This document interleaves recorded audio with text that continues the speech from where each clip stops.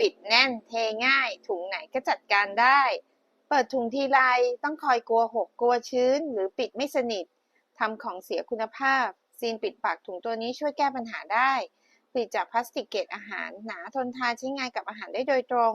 ปลอดภัยแน่นอนรูปทรงถูกออกแบบมาให้หนีบแน่นไม่หลุดง่าย